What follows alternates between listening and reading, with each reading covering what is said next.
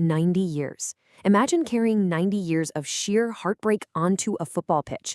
8 matches on the world's absolute biggest stage, and not a single victory to show for it.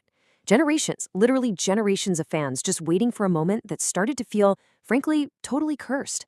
Well, tonight, under the bright lights at BC Place in Vancouver, all of that generational trauma collides with a massive early upset, an absolute tactical masterclass, and the pure, undeniable brilliance of a footballing king.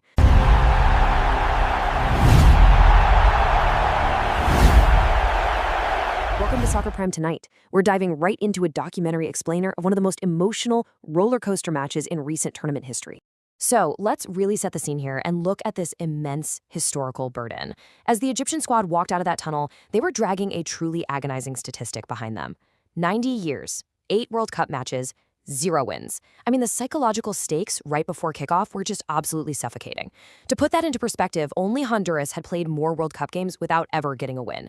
So, the question tonight wasn't just, can we beat New Zealand? It was, can we finally break a generational curse? Right, and technically, this is exactly where the chess match kicks off. Looking at how they lined up, both managers, Darren Bazley for New Zealand and Hossam Hassam for Egypt, they actually mirrored each other. Both went with a 4-2-3-1 formation. But man, their intentions couldn't have been more different. Egypt, rolling out Omar Marmoush up top and Mohamed Salah out on the wing, they clearly wanted to just unleash all that blistering attacking pace. But New Zealand, they set up a deeply disciplined defensive structure. Their whole game plan was to frustrate, absorb the pressure, and hit back on the counter. And wow, did that game plan ever create some drama right out of the gate? The opening quarter hour left the 52,000-plus fans in Vancouver in complete stunned silence. New Zealand was turning defense into attack in the blink of an eye. In the 14th minute, Egypt's keeper, Mostafa Zico, is forced into this massive point-blank near-post save to deny Elijah Just. But literally 1 minute later, tragedy strikes for the Pharaohs. Tim Payne whips in this absolutely inch-perfect corner, and Surman, somehow completely unmarked, just powers a header right into the back of the net. Boom, 1-0 New Zealand. Yeah, and the underlying data from that first half hour tells a really fascinating story. New Zealand didn't just stumble into a lucky goal, you guys. They were actually controlling the tempo. They held 51% of the possession and racked up expected goals, or XG, of 0.39. Meanwhile, Egypt completely stifled at just 0.17 xg.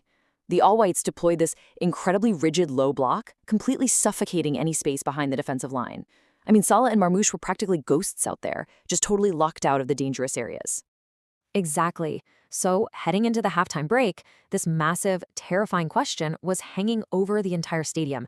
Can Egypt figure out how to break this low block before their World Cup dreams completely evaporate?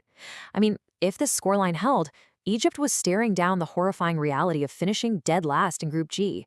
You could literally feel the desperation. They desperately needed a spark.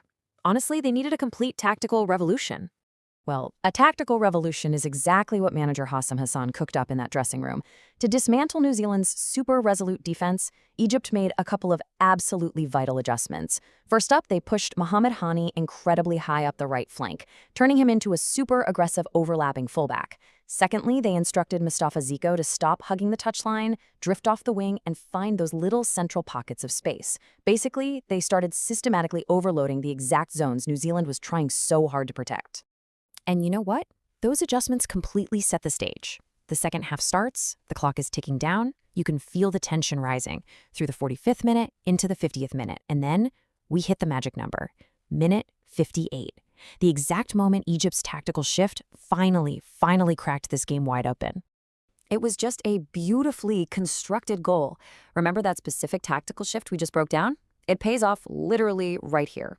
Marwan Attia spreads the play out wide to Hani, who, like we said, is operating way high up the pitch now. Hani takes a touch and just whips this vicious, curling cross right to the edge of the 6-yard box.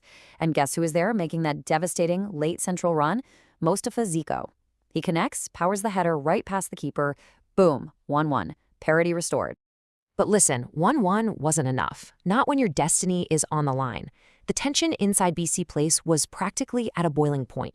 We actually pulled a live reaction from a stadium blog that perfectly captures what everyone was feeling in that moment. A fan wrote, "These are the moments Mo Salah needs to step up for Egypt." Talk about pressure, right? The weight of an entire nation was placed squarely on the Egyptian king's shoulders. With the game totally hanging in the balance, it was time for their absolute superstar to answer the call.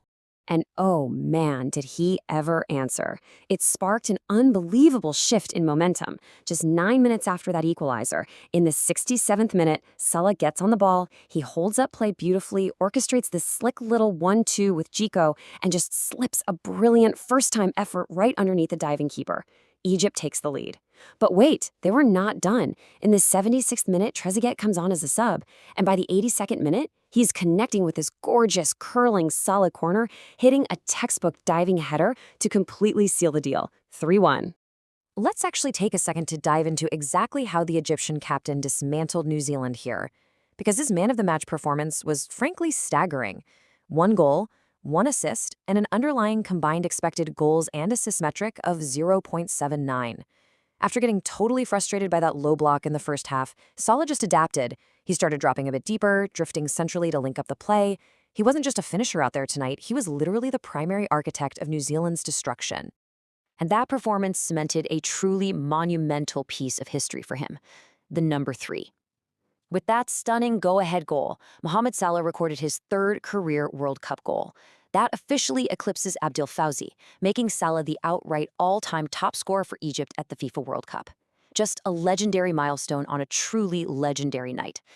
For sure, but we gotta say, it wasn't a solo act. The supporting cast was absolutely critical to this massive turnaround. While Salah obviously leads the match ratings with an 8.9, right behind him is Mostafa Zico sitting at an 8.5. I mean, he contributed both a crucial goal and an assist. And we absolutely cannot ignore goalkeeper Mostafa Zico, who earned an 8.3 rating. Zico made some vital near-post saves tonight, especially this one crazy reflex stop on Callum McCowart's header right after halftime. That save alone prevented New Zealand from recapturing the lead back when the game was still totally on a knife's edge.